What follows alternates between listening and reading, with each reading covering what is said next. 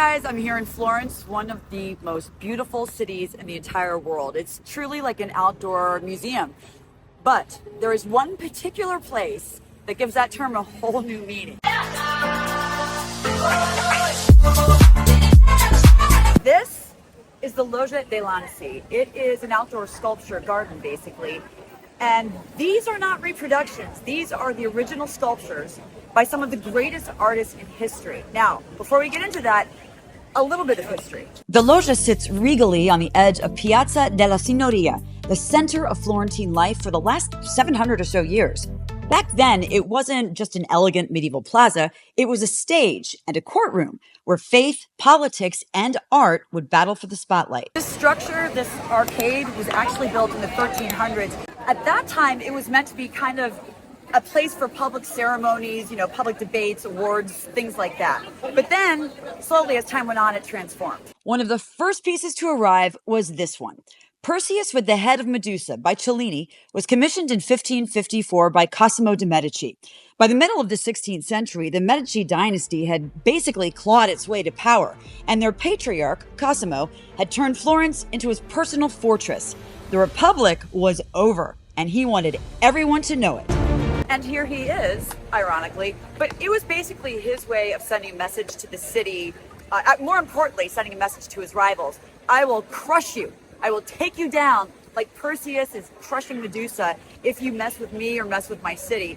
And then later generations of the Medici would basically have their own impact. Cosimo's son, Ferdinando, for instance, commissioned this masterpiece by the Flemish artist Giambologna.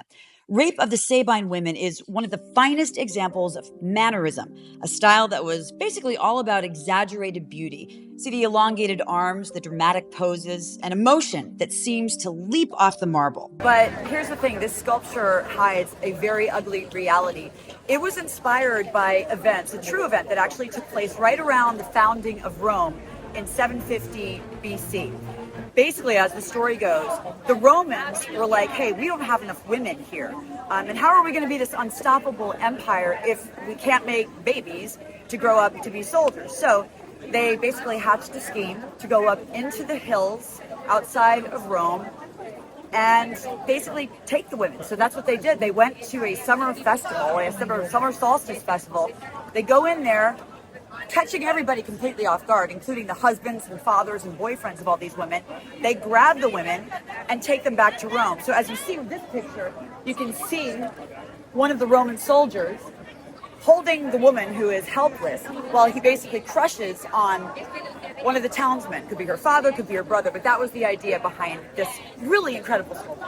Here's a little pro tip for you. The Loggia is located in Piazza della Signoria, which is basically right around the corner from the famous Uffizi Gallery, which has works by some of the greatest artists, and some of the greatest works by these artists, including Primavera and the Birth of Venus by Botticelli. There is a Caravaggio, Medusa, and then there are works by Michelangelo. I mean, you name it, they're there. This is a great gallery, and if you're interested in touring it, just click on the link in my description. It's so easy to look at this as just another stunning outdoor museum, but it's so much more. These statues were tools of power, propaganda, and pride. They weren't just meant to be admired, they were meant to send a message. Whoa. If Florence is an open-air museum, then the Loggia dei Lanzi is its crown jewel, with razor-sharp teeth.